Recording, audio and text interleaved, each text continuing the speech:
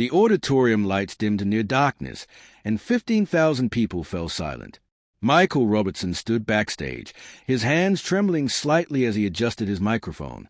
At 42 years old, he had performed countless times, but tonight felt different. Tonight marked the 10th anniversary of his comeback tour, a journey that had taken him from the depths of obscurity back into the spotlight he once commanded so effortlessly. His manager, Patricia, touched his shoulder gently. 5 minutes, Michael. You ready? He nodded, though his stomach churned with an unfamiliar nervousness. The past decade had been a relentless climb, rebuilding a career that had crumbled when his voice gave out during what was supposed to be his breakthrough performance. He had been 32 then, standing on the precipice of superstardom when everything collapsed. The world had watched him fail, and they had been merciless in their judgment. Michael closed his eyes and took 3 deep breaths, a ritual he had developed during his years in exile. Those 5 years away from music had nearly destroyed him. He had worked odd jobs, avoided mirrors, and struggled with the crushing weight of public humiliation. The voice that had once been his greatest gift had betrayed him at the moment when he needed it most. Doctors diagnosed him with severe vocal cord damage caused by years of improper technique and overuse. They told him he might never sing professionally again. But Michael had refused to accept that verdict. He spent every penny he had on specialists, worked with vocal coaches who treated his condition with experimental methods, and practiced in complete isolation. His wife, Jennifer, had left him during the 2nd year, unable to handle the financial strain and his obsessive dedication to recovery. His friends drifted away, uncomfortable with his single-minded focus.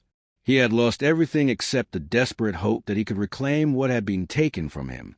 The comeback, when it finally happened 3 years ago, had been modest.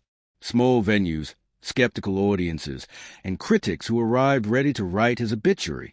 But Michael had trained for exactly the scenario. His voice, though different from before, carried a depth and vulnerability that his younger self had never possessed. Each note was earned through suffering, each performance a testament to resilience. Slowly, steadily, his reputation rebuilt. The crowds grew larger, the venues more prestigious, and the critics began to use words like phoenix and redemption in their reviews. Tonight's anniversary concert represented the culmination of that journey. He had insisted on performing in his hometown, the same city where his career had collapsed so spectacularly. Many advised against it, fearing the psychological weight of returning to the scene of his greatest failure. Michael disagreed. He needed to face that demon, to prove to himself and everyone else that he had truly overcome the past. The venue was significant too, the Grand Olympia Theater, where he had dreamed of performing since childhood but had never quite reached before his fall from grace. As he walked toward the stage entrance, Michael noticed a young girl watching him from a corridor. She couldn't have been more than 8 years old, wearing a bright yellow dress and clutching what appeared to be a handmade sign. Her mother stood beside her, phone in hand, clearly hoping for a photo opportunity. Michael usually avoided these pre-show encounters, preferring to maintain his focus and psychological preparation. But something about the girl's intense, unwavering gaze stopped him. "Mr. Robertson," she called out, her voice clear and confident despite her small size. Michael turned fully toward her, offering a practiced smile. Up close, he could read her sign. "You taught me never to give up." The words hit him harder than expected, a sudden reminder why he endured the pressure and anxiety of performances like tonight. He wasn't just singing for himself anymore. He was singing for everyone who had faced failure, and wondered if they could survive it. The girl's mother started to apologize for the intrusion, but Michael raised his hand gently. "It's fine. Really." He crouched down to the girl's eye level, making himself less intimidating. "What's your name?" he asked. The girl's eyes widened with excitement, and she clutched her sign tighter against her chest. "Emma," she whispered, suddenly shy now that she had his full attention. "I watch all your videos, Mr. Robertson. My dad showed me the interview where you talk about wanting to quit but didn't." Michael felt his throat tighten. He had given that interview 18 months ago, during a particularly vulnerable moment when a journalist had asked him about his darkest days. He had been honest in a way that terrified him, admitting to thoughts of suicide, tonight spent wondering if the struggle was worth continuing. The interview had gone viral, not because of scandal but because of its raw honesty. Thousands of people had reached out to share their own stories of perseverance, their own battles with a voice inside that whispered failure. "That's very kind of you, Emma," Michael managed, his voice already thick with emotion he usually reserved for the stage. Patricia appeared at his elbow, tapping her watch meaningfully. The show was about to begin, and he needed to be in position. Michael stood, gave Emma a gentle pat on the shoulder, and turned toward the stage entrance. But Emma's small voice stopped him one final time. "Mr. Robertson, can I give you a hug? For good luck." Michael hesitated for only a second before nodding. Emma rushed forward and wrapped her thin arms around his waist, squeezing with surprising strength. He bent down and returned the embrace, feeling the absolute trust and admiration radiating from this child he had never met before tonight. When she pulled back, her eyes were shining with unshed tears of joy. "You're going to be amazing," she said with complete certainty. Those words followed Michael onto the stage as the crowd erupted in applause. The lights blazed alive, temporarily blinding him as he had been blinded 10 years ago. But this time, he stood firm. This time, he was ready. The orchestra began the opening notes of his signature song, the one that had failed him so catastrophically all those years ago. Performing it tonight was deliberate, a conscious choice to confront his trauma publicly. His voice rose, clear and strong, filling the vast space with sound. The audience response was immediate and overwhelming, a wall of approval that washed over him in waves. Michael moved through his set list with growing confidence, each song building momentum. He could feel the audience's energy feeding his performance, creating the magical synergy that separated good concerts from transcendent ones.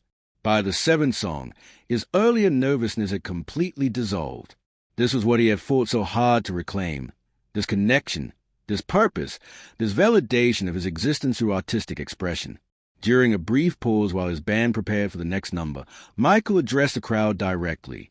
10 years ago, I stood on a stage not far from here and experienced the worst moment of my professional life. The audience quieted immediately, hanging on his every word. My voice failed. My dreams failed. I failed. He paused, letting the words settle. But something happened in those years away from music that taught me more than any success ever could. I learned that failure isn't the opposite of success. It's part of the journey toward it. The crowd erupted in applause, but Michael raised his hand for silence. "I want to dedicate tonight's performance to everyone who has ever felt broken beyond repair, to everyone who has wondered if they should just give up and accept defeat. I'm here to tell you that broken things can be made stronger in the healing, that sometimes we need to fall apart completely to discover what we're really made of." As the band launched into his next song, Michael noticed increased activity in the front section of the audience. Security personnel were moving through the crowd, apparently dealing with some kind of disturbance. He tried to ignore it, focusing on his performance, but the commotion grew more noticeable. Then he saw her, Emma, the young girl from backstage, being lifted over the barrier by her mother. Security guards converged quickly, clearly intending to remove them from the venue. Michael stopped singing mid-verse, holding up his hand to halt the band. The music died away raggedly, confusion spreading through the orchestra and audience alike. "Wait," Michael called out, his voice echoing through the sudden silence. "Let her through. Please." The security guards looked at each other uncertainly, then at the stage manager who was frantically gesturing from the wings. Michael ignored all protocols and walked to the edge of the stage. "It's okay. I know her." Emma's mother looked terrified, clearly mortified by the attention. She tried to pull her daughter back, but Emma had already broken free and was running toward the stage stays. Michael descended to meet her halfway, his heart pounding with uncertainty about what was happening. This kind of spontaneous deviation from the planned show made his management team deeply uncomfortable. Patricia would definitely have words with him later. But something told Michael this moment mattered more than any carefully choreographed performance. Emma reached him, breathing hard from her dash through the crowd. Up close, under the stage lights that now illuminated the orchestra pit area, Michael could see that her eyes were red from crying. "Mr. Robertson," she gasped, "I need to tell you something. I need to tell you now because I might not get another chance." Michael knelt down again, bringing himself to her level despite the awkwardness of doing so in front of 15,000 watchful eyes. "What is it, Emma? What's wrong?" The girl's hands were shaking as she reached into the pocket of her yellow dress. She pulled out a crumpled photograph and held it toward him. Michael took it carefully, smoothing out the wrinkles. The image showed a man in military uniform, standing beside a much younger Emma. The man had the same intense eyes as his daughter, and his smile radiated warmth and pride. "That's my dad," Emma said, her voice cracking. His name was Lieutenant Marcus Webb. He was stationed overseas. Michael felt his stomach drop as he processed the past tense verb. Emma continued speaking, the words tumbling out in a rush. "Dad loved your music. When you came back after being away, he played your songs all the time. He said if you could survive what happened to you, then he could survive anything too." She paused, wiping at her eyes with the back of her hand. He was having really bad nightmares and scary thoughts. PTSD, Mom called it. But your music helped him. Your story helped him. The arena had gone completely silent now, 15,000 people collectively holding their breath. Michael could barely breathe himself, sensing what was coming but praying he was wrong. Emma's voice dropped to barely above a whisper. 3 months ago, Dad was driving home from a therapy appointment. A drunk driver ran a red light. She didn't need to finish the sentence.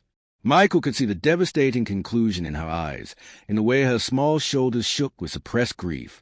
"Emma, I'm so sorry," Michael said, his own voice breaking. He reached out and pulled her into an embrace, feeling her body rack with sobs against his chest. The audience remained frozen, bearing witness to this unscripted moment of raw human pain. Michael's mind raced, trying to understand why she had needed to tell him this now, in this public way. Then Emma pulled back slightly and looked up at him with red, swollen eyes that somehow still held determination. "Before he died, Dad made me promise something," Emma said, loud enough now for the microphones to pick up her words and carry them through the massive speakers. "He made me promise that if I ever got the chance, I would thank you personally. He said you saved his life by showing him that broken people could heal. He said your courage gave him courage." Fresh tears streamed down her face. "I know he still died, and I know that seems like his healing didn't work. But Mom says Dad had 9 good months before the accident, 9 months where he wasn't so scared and sad all the time, 9 months where he was really my dad again."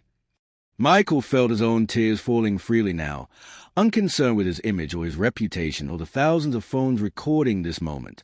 "Your father was a hero, Emma, and so are you for being brave enough to tell me this." He held the photograph carefully, studying Marcus Webb's face, trying to memorize the features of this man he had never met but who had somehow been connected to him through the invisible threads of shared struggle. Emma reached into her pocket again and pulled out a small folded piece of paper. "Dad wrote you a letter. He never sent it because he thought you probably got millions of messages and wouldn't see it. But he wanted you to know what your story meant to him." She placed the paper in Michael's hand, her small fingers lingering for a moment. "Will you read it? Not now, but later? Will you know that my dad saw you as a hero?" Michael carefully placed both the photograph and the letter in his jacket pocket, over his heart. "I promise I'll read it, and I promise I'll keep thee safe always." He stood, bringing Emma with him, and faced the silent audience. His voice, when he spoke, was thick with emotion but steady. "Ladies and gentlemen, this is Emma Webb, daughter of Lieutenant Marcus Webb, who served our country with honor and courage. Her father was taken from her too soon, but his spirit lives on in this remarkable young person." The audience erupted in thunderous applause, a sound that felt different from a usual performance appreciation. This was deeper, more profound, recognition of genuine human connection transcending entertainment. Emma's mother had made her way to the stage stays, tears streaming down her face, clearly overwhelmed by the attention but also profoundly moved. Michael lifted Emma easily and carried her toward her mother, whispering, "Your dad would be so proud of you. Thank you for trusting me with his story." Michael somehow made it through the rest of the performance, though every song now carried additional weight. He couldn't stop thinking about Marcus Webb, about Emma's tear-stained face, about the photograph resting over his heart. When he finally left the stage after 3 encores, he bypassed the usual post-show meet and greet, ignoring Patricia's protests. He needed solitude. He needed to read the letter. His dressing room was a sanctuary of quiet after the overwhelming noise of 15,000 screaming fans. Michael locked the door behind him, ignoring the knocking and voices calling his name. He sat down heavily on the worn leather couch and carefully removed the folded paper from his pocket. His hands trembled as he unfolded it, revealing cramped handwriting that slanted slightly to the right. The date at the top was from 8 months ago, during Michael's tour stop in Seattle. "Dear Michael," the letter began, "I don't know if you'll ever read this. Honestly, I'm writing this more for myself than for you, as a way of organizing thoughts that have been swirling in my head for months. But maybe, somehow, these words will reach you. Maybe you'll understand what you've done for a stranger you've never met." Michael read slowly, absorbing every word. Marcus described his deployments, the things he had witnessed that haunted his dreams, the way he had returned home feeling like a stranger in his own life. He wrote about panic attacks that struck without warning, about nights spent staring at the ceiling while his family slept, about the growing conviction that his wife and daughter would be better off without him. The honesty was brutal, unflinching, painful to read. "I was planning my exit," Marcus wrote. "I had it all figured out. The when, the how, the note I would leave behind. I told myself it was mercy, that I was sparing my family the burden of my broken mind. Then one night, unable to sleep as usual, I was scrolling mindlessly through video recommendations. Your interview appeared. I almost didn't click it, but something about the thumbnail, about the look in your eyes, made me pause." Michael remembered that interview vividly, the one Emma had mentioned earlier. He had been reluctant to do it, feeling exposed and vulnerable discussing his darkest moments. His publicist had convinced him that openness might help others. At the time, Michael had doubted whether his privileged problems as a failed singer could possibly resonate with people facing real hardship. Marcus's letter was proving him spectacularly wrong. "You talked about standing in your bathroom at 3 a.m, bottle of pills in your hand, convinced that the world had rendered its verdict on your worth and found you lacking," Marcus continued. "You described a voice in your head that whispered you were a fraud, a failure, a waste of space and oxygen. Michael, I had heard that exact voice every night for months. Hearing you describe it so precisely made me realize I wasn't uniquely broken, that others had walked this dark path and found their way back to light." Michael wiped his eyes, surprised by the intensity of his emotional response. He had shared those details reluctantly, fearing judgment and mockery. Instead, his vulnerability had created connection with someone fighting a battle far more consequential than his own. Marcus described watching every video he could find of Michael's performances, interviews, and behind-the-scenes content. He wrote about how Michael's visible struggle to rebuild his voice gave him courage to attend therapy sessions he had been avoiding. "Your music became my lifeline," Marcus wrote, "particularly the song Broken Pieces, which I must have listened to 500 times. The lyrics about finding beauty in the cracks, about scars being proof of survival rather than evidence of weakness, those words rewired something in my brain. I started going to therapy regularly. I started talking honestly with my wife about the nightmares and intrusive thoughts. I started believing that healing was possible even for someone as damaged as me." The letter went on for 3 more pages, detailing Marcus's gradual recovery. He described good days and setbacks, progress and regressions, the exhausting work of rebuilding a mind shattered by trauma. He wrote about Emma's 7th birthday party, the first family celebration where he felt truly present rather than watching himself from a distance. He described his wife Jennifer, the same name as Michael's ex-wife, a coincidence that felt almost eerie, slowly beginning to trust that he wouldn't disappear into the darkness again. "I'm writing this letter because I need you to know that your suffering wasn't meaningless," Marcus wrote near the end. "Your willingness to fail publicly, to struggle visibly, to get back up repeatedly, it gave me permission to do the same. You'll never know how many lives you've touched just by refusing to give up on yourself. I am alive today, laughing with my daughter and holding my wife, because you showed me that broken things can be repaired. Thank you, Michael. Thank you for saving my life without even knowing I existed." The letter concluded with Marcus's contact information and an invitation to connect if Michael ever wanted to speak. Michael stared at the phone number, wondering what he would have said if he had received this letter months ago when Marcus was still alive. Would he have called? Would he have understood the profound impact his story had created in a stranger's life? Or would he have dismissed it as a kind of generic fan letter his publicist filtered daily?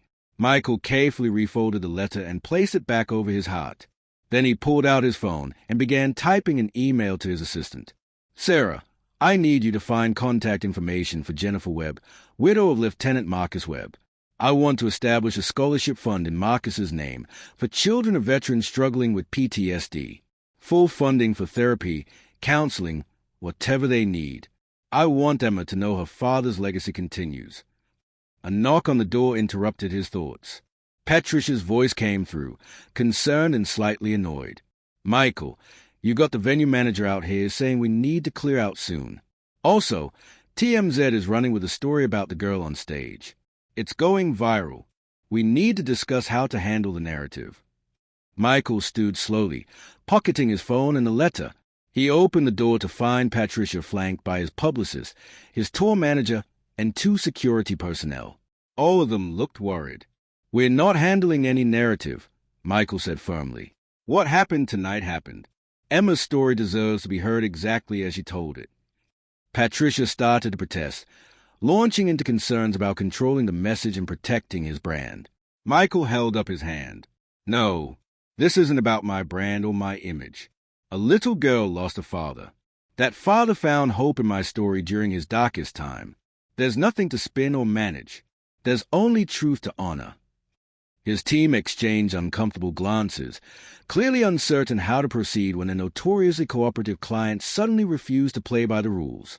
Michael softened his tone slightly. I know you're trying to protect me, and I appreciate it. But some moments are bigger than career management. Tonight was one of those moments. Now, if you'll excuse me, I need to find Emma and her mother before they leave. Michael moved past his team, ignoring their questions and objections. He made his way through the backstage corridors, following the signs toward the main lobby area where fans were still filtering out. Security tried to keep him moving, worried about crowd safety, but Michael insisted on slowing down, searching faces of Emma's yellow dress and her mother's worried expression. Finally, near the merchandise tables, he spotted them preparing to leave. Emma's mother saw Michael approaching and instinctively pulled her daughter closer, a protective gesture born from a lifetime of guarding her child. Michael understood immediately.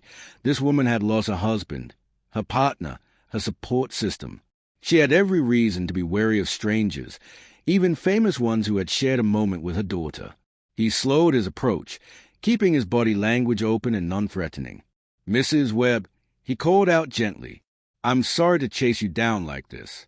I know tonight has been overwhelming, and the last thing I want is to make it more so. Jennifer Webb studied him carefully, her eyes showing intelligence and deep exhaustion. She was probably only in her mid-30s, but grief had etched lines around her eyes and mouth that spoke of suffering beyond her years. Emma looked between her mother and Michael, clearly hoping this encounter would be allowed to continue.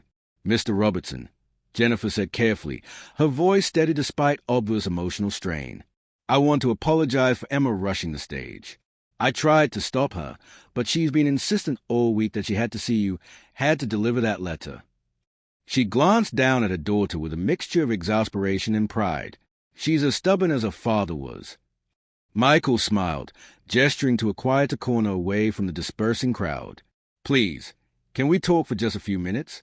I promise I won't take much of your time. Jennifer hesitated, then nodded. They moved to a small seating area where Michael had his security established perimeter, giving them privacy while ensuring safety. Emma sat between her mother and Michael, her earlier boldness replaced by shy silence now that the adrenaline of her stage appearance had faded. I read your husband's letter, Michael began, choosing his words carefully. Mrs. Webb, I want you to know that Marcus's words have affected me profoundly. I had no idea. His voice caught, and he took a moment to compose himself. I had no idea my story meant anything to anyone beyond entertainment value. What your husband wrote, what he experienced, it's humbling beyond my ability to express. Jennifer's eyes filled with tears, but she held them back through sheer force of will. Marcus talked about you constantly during his recovery. I mean constantly. I'll admit, at first I was almost jealous. She laughed shakily. Here was this stranger, this singer he had never met, and somehow you were reaching him in ways I couldn't. Then I realized it wasn't about me or my efforts. Sometimes we need someone outside our immediate circle to show us the path forward. Emma leaned against her mother, listening intently but allowing the adults to speak. Michael noticed how Jennifer's hand automatically went to her daughter's hair, stroking it with unconscious comfort. The gesture reminded him painfully of his own mother, how she had stroked his hair exactly that way during his darkest period after his vocal collapse. Comfort through touch, the universal language of love when words fail. Marcus used to say that your music was like a map through territory he was trying to navigate, Jennifer continued. Every song was a landmark showing him he was heading the right direction. The day before the accident, we had a conversation about how different life felt compared to a year earlier. He said he was finally beginning to understand what peace felt like. She paused, struggling visibly. Then some drunk driver took him away, and all that progress, all that healing, it felt meaningless. Michael leaned forward, his voice intense. It wasn't meaningless. Jennifer, what Marcus achieved in those 9 months, pulling himself back from the edge, reconnecting with you and Emma, finding hope again, that was extraordinary. The tragedy of how he died doesn't diminish the triumph of how he lived, especially in those final months. His healing was real. His recovery was real. His love for his family was real. That drunk driver took his future, but he couldn't erase what Marcus accomplished. Jennifer looked at him with an expression that mingled gratitude and anguish. Do you really believe that? Or are you saying what you think I need to hear? Her directness was startling but refreshing. Michael appreciated her refusal to accept platitudes. This woman deserved honesty, even if the truth was complicated and imperfect. I believe it because I've lived a version of it myself, Michael replied. My career ended catastrophically. I spent 5 years rebuilding myself only to have people still define me by my worst moment. But those years of struggle shaped me in ways success never could. They taught me resilience, humility, empathy. If someone took away my current career tomorrow, those lessons would remain. Marcus's internal work, his healing, his growth, that was a permanent achievement. His death is a tragedy, but it doesn't negate the victory of his recovery. Emma suddenly spoke up, her small voice carrying surprise and authority. Daddy said that healing isn't about reaching the finish line. He said it's about running the race even when you're tired. He said you taught him that, Mr. Robertson. She looked up at Michael with those intense eyes that reminded him so much of Marcus's photograph. Daddy said you were still running your race too, and that's why he respected you, because you didn't pretend you were all better. You were honest about still working at it. Michael felt something crack open inside his chest, some defensive wall he hadn't even realized he had built.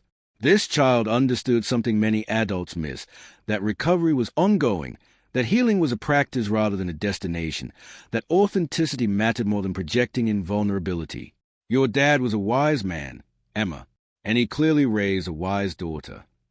Jennifer wiped her eyes, finally allowing tears to fall. I'm drowning most days, she admitted quietly. Between grief and single parenting and financial pressures and Emma's own trauma from losing her father, I'm barely keeping my head above water. Marcus's veterans benefits help, but therapy for both of us adds up quickly. I've had to take a second job just to cover expenses. Some days I wonder if I'm doing enough for Emma, if I'm honoring Marcus's memory properly, if any of this matters. Michael pulled out his phone and opened his email app, showing Jennifer the message he had drafted to his assistant. I meant what I said on stage about your husband being a hero. I want to establish a scholarship fund in Marcus's name. I wanted to cover therapy and counseling for families like yours who are dealing with the aftermath of military trauma. Emma's education, her therapy, whatever she needs, I want to make sure it's covered. Jennifer's eyes widened, and she shook her head immediately. No, we can't accept that. It's too much. We didn't tell you our story to get charity. Her pride was evident, and Michael respected it even as he prepared to gently demolish her objections. Emma looked confused, glancing between her mother and Michael, sensing conflict but not understanding its source. This isn't charity, Michael said firmly. This is acknowledgement of a debt. Your husband's letter gave me something invaluable, perspective on why my struggle mattered beyond my own career. He reminded me that vulnerability creates connection, that sharing our darkness helps others find their light. Without his words, I might have started believing my own publicity again, might have lost touch with what makes this journey meaningful. He paused, making sure Jennifer was listening. You're not accepting charity. You're allowing me to honor a man who impacted my life without ever meeting me. There's a difference." Jennifer looked at her daughter, then back at Michael. Marcus would have been so moved by this. He always worried about Emma's future, especially after his diagnosis. He had life insurance, but he worried it wouldn't be enough if something happened to him. She laughed bitterly. Turns out his worst fears came true. And now here you are, offering something that would have given him such peace of mind. Michael reached into his jacket pocket and carefully removed Marcus's photograph, the one Emma had given him on stage. He studied it again under the better lighting of the lobby area. Marcus Webb looked strong, capable, determined, all the things society expected from soldiers. But Michael could see something else now, too, a shadow in the eyes that hinted at the battles being fought internally. "I want to keep this photograph, if that's okay. I want to be reminded of Marcus and what he taught me." 6 months later, Michael stood in a very different venue. The community center was modest compared to the arenas he typically played, with a capacity of maybe 300 people. But the significance of this performance dwarfed any stadium show he had ever given. The audience consisted entirely of military families, specifically those dealing with PTSD and its aftermath. Emma sat in the front row with her mother, both of them looking healthier than they had that night at the Grand Olympia Theater. The Marcus Webb Memorial Foundation had grown beyond Michael's initial vision. What started as a personal scholarship fund had evolved into a comprehensive support network. He had partnered with veterans organizations, mental health professionals, and policy advocates to create something sustainable and meaningful. The foundation provided therapy funding, support groups, educational resources, and emergency financial assistance to families navigating the complex terrain of military trauma. Tonight marked the foundation's official public launch. Michael had invited media outlets, but with strict guidelines, the focus was to be on the families being served, not on his celebrity involvement. He wanted Marcus's story and others like it to be centered, not his own redemptive narrative. Emma was scheduled to speak, something that terrified Jennifer but which Emma had insisted upon. "Daddy always said facing scary things made you stronger," Emma had told her mother. "I want to be strong like him." Before the formal program began, Michael spent time talking with attendees. He heard story after story echoing Marcus's experiences, the night maze, the emotional numbing, the feeling of being fundamentally broken. But he also heard stories of recovery, of families finding ways to heal together, of hope emerging from darkness. Each conversation reinforced his understanding that his own journey had prepared him to hold space for these narratives, to listen without judgment, to validate suffering while affirming the possibility of recovery. A young mother approached him nervously, her infant son balanced on her hip. "Mr. Robertson, I just wanted to thank you. My husband deployed 3 times to Afghanistan. When he came back, he wasn't the same person I married. We separated because I couldn't handle his angry outbursts and emotional distance. Then I saw the video of Emma on your stage, and I read about Marcus's story. It made me realize my husband wasn't choosing to be difficult. He was drowning and didn't know how to ask for help." Michael listened as she described reaching out to her estranged husband, suggesting couples therapy through the foundation's programs. "We've been in counseling for 4 months now. It's hard work, and we still have difficult days, but he's beginning to come back to me, to us. Our son might actually get to know his father now." She blinked back tears. "Marcus Webb saved my family by allowing his story to be told, and you made that possible by creating space for it." These moments, Michael had discovered, were worth more than any platinum record or sold-out world tour. The program began with Jennifer providing opening remarks. She spoke about Marcus with clear-eyed honesty, acknowledging both his struggles and his determination. "My husband believed that strength isn't about never falling down," Jennifer said. "It's about getting back up repeatedly, even when you're not sure you have the energy. He lived that philosophy, and it's what we're honoring here tonight." Then Emma took the microphone. At 8 years old, she barely reached the podium, standing on a small step stool so she could be seen. Michael watched from the wings, his heart in his throat. Emma had spent weeks working on her speech with her mother and a counselor, processing her grief through words and preparation. She looked tiny up there, but her voice when she spoke carried absolute clarity. "My name is Emma Webb, and my dad was a hero. Not because he never got scared or sad. My dad was a hero because he got scared and sad but kept fighting anyway." Emma paused, looking out at the audience of families dealing with similar struggles. When Daddy died, I was really mad. I thought, why did he work so hard to get better if he was just going to die anyway? It seemed really unfair. But my mom helped me understand something important. Emma glanced backstage at Michael, and he gave her an encouraging nod. She continued, the time Daddy had with us when he was healing was a gift. Every laugh, every hug, every bedtime story, those were bonuses we almost didn't get. Because before Daddy found Mr. Robertson's story, he was planning to give up. But he didn't give up. He fought for 9 more months with us. 9 months of being my real daddy instead of the scared, sad version of him. The audience was completely silent, riveted by this child's wisdom born from pain. Michael saw multiple people crying openly, including several tough-looking veterans who probably hadn't allowed themselves to cry in years. Emma's honesty was permission for their own vulnerability, her strength a model for their own courage. This foundation is named after my dad, but it's really for all the dads and moms and brothers and sisters who are fighting invisible battles, Emma said. I can't bring my daddy back, but maybe we can help other families keep their people. Maybe we can make sure other kids don't have to lose their parents like I did. That would make my daddy really proud. Emma finished her speech to thunderous applause, and Jennifer rushed up to embrace her daughter. Michael felt tears streaming down his own face, making no effort to hide them. This was what his suffering had been preparing him for, not stadium fame or critical acclaim, but the ability to create meaningful change through honest vulnerability. His vocal collapse, his public humiliation, his painful recovery, all of it had led to this moment, this movement, this legacy. After the formal program concluded, Michael performed a short acoustic set. He included Broken Pieces, the song Marcus had listened to hundreds of times, and several new compositions he had written specifically about the experience of meeting Emma and reading Marcus's letter. The music felt different than it had during his arena tours.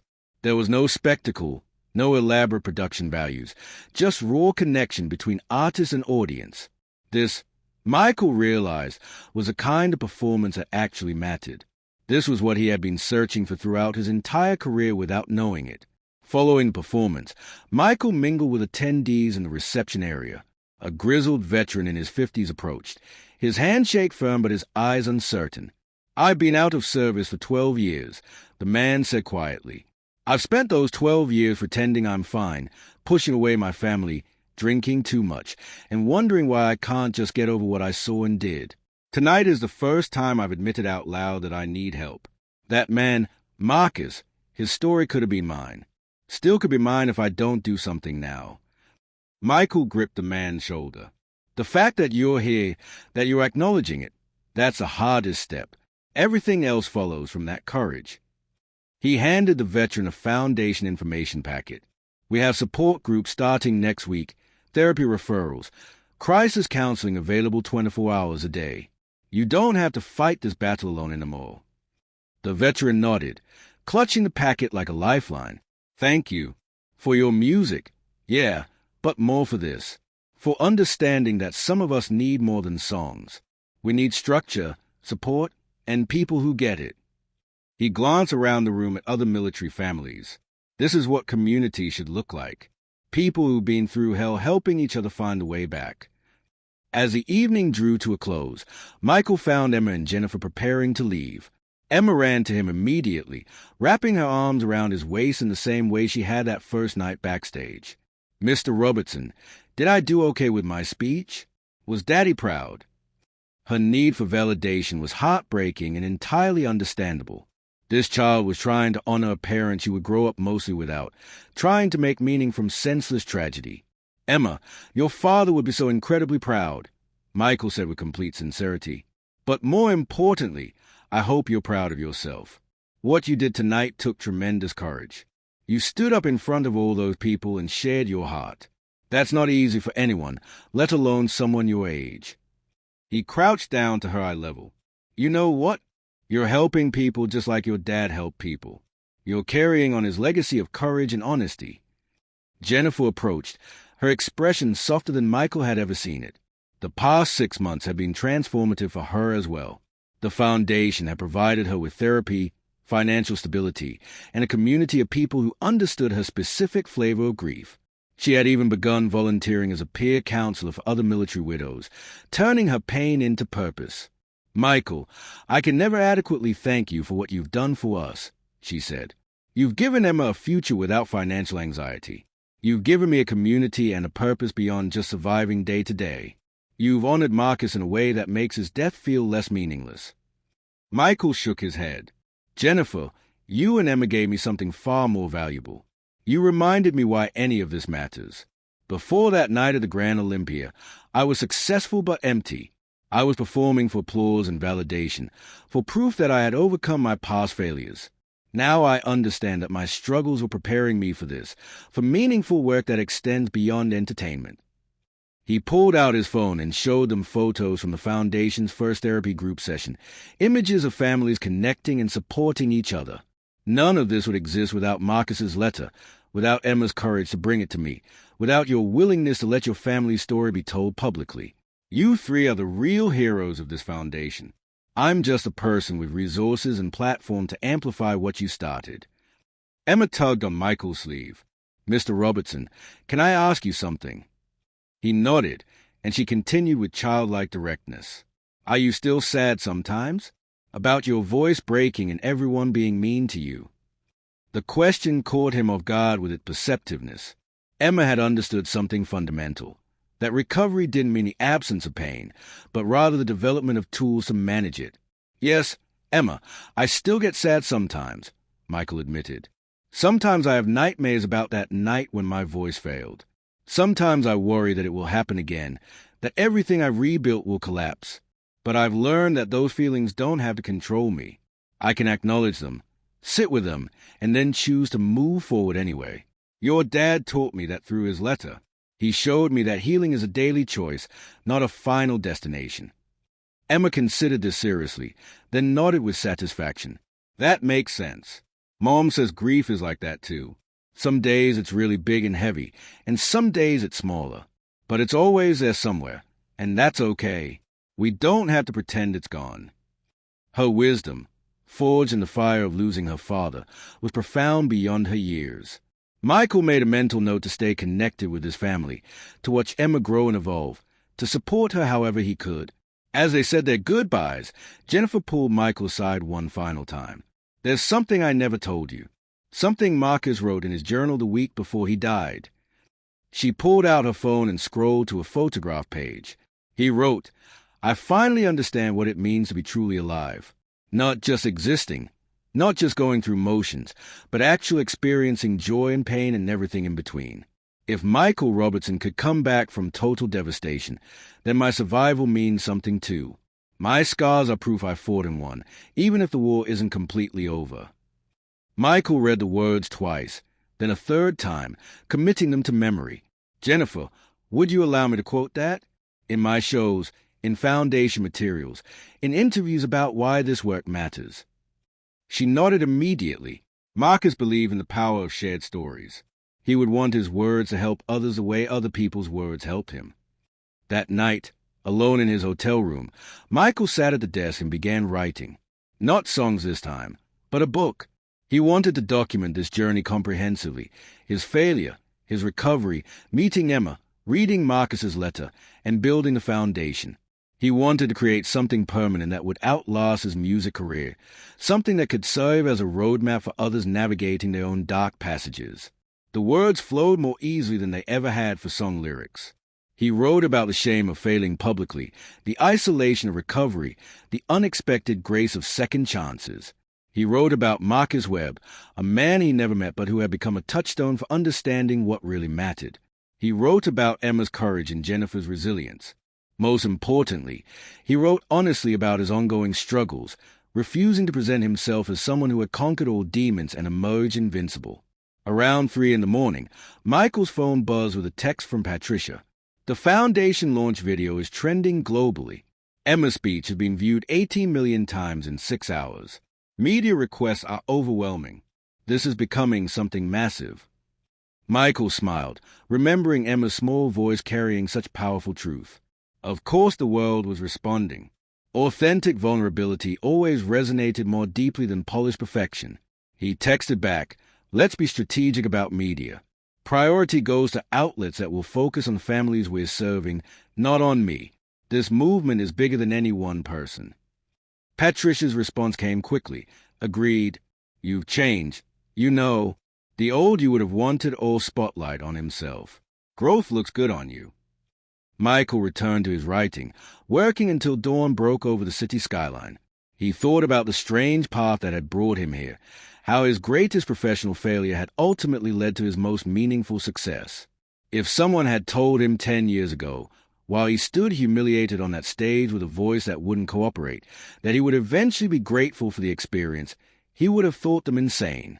Yet here he was, grateful, not for the pain itself, but for what the pain had taught him, about resilience, about the connection that comes from shared vulnerability, about the responsibility that accompanied having a platform. His music had become a vehicle for something more significant than entertainment. It had become a tool for healing, for community building, for social change. The Marcus Webb Memorial Foundation would grow in ways Michael couldn't yet imagine. Within 5 years, it would serve over 10,000 military families across the country. Emma would become a prominent advocate for military children, speaking at congressional hearings about the need for better support systems. Jennifer would earn a degree in counseling and work full-time for the foundation, specializing in grief support for military widows. But all of that future impact began with one moment, a young girl in a yellow dress, clutching a letter from a deceased father, summoning the courage to interrupt a concert because she understood that some messages were too important to leave undelivered. Emma had given Michael a gift that night, though neither of them fully comprehended it at the time. She had given him purpose that extended beyond personal achievement.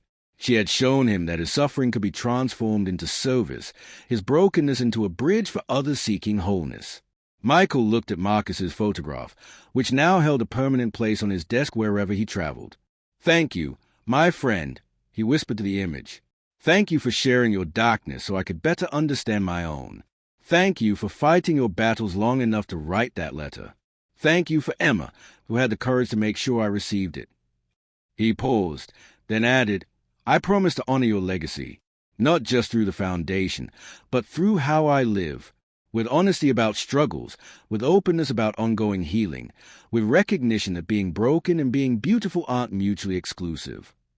As morning light filled his hotel room, Michael felt something he hadn't experienced in years, complete peace with his journey. Every failure, every humiliation, every moment of doubt had been necessary preparation for this purpose. His voice had broken so it could be rebuilt into something more compassionate. His career had collapsed so it could be reconstructed on a foundation of meaning rather than ego. His public failure had become public testimony that transformation was possible, that falling didn't mean staying down, that broken pieces could be reassembled into something stronger and more beautiful than the original. The story that had begun with a young girl's hug on stage would ripple outward in ways none of them could predict. It would inspire other celebrities to build foundations around their personal struggles. It would encourage millions of people to seek help for mental health challenges they had been hiding. It would change legislation around veteran support services. It would save lives, countless lives, of people who, like Marcus, were standing on the edge of giving up but found reason to hold on just a little longer. But at its core, the story remained beautifully simple. A man shared his struggle honestly. Another man, drowning in his own struggle, found hope in that honesty. A little girl, grieving her father's death, made sure that connection was acknowledged and honored. And from that acknowledgement grew a movement that proved what humans had always known but often forgot, that we heal each other through the courage of our vulnerability, that our deepest wounds can become our greatest gifts, that love and purpose can emerge from the darkest places if we're brave enough to share our truth. Michael returned to his writing, knowing this book would be his most important work. Not because it would sell millions of copies, though it eventually would. Not because it would win literary awards, though it would garner several. But because it would serve as a permanent testament to Marcus Webb's life, to Emma's courage, to Jennifer's resilience, and to the transformative power of authentic human connection. Some stories needed to be told not for glory or profit, but simply because they were true and because truth, honestly shared, had the power to change a world one heart at a time.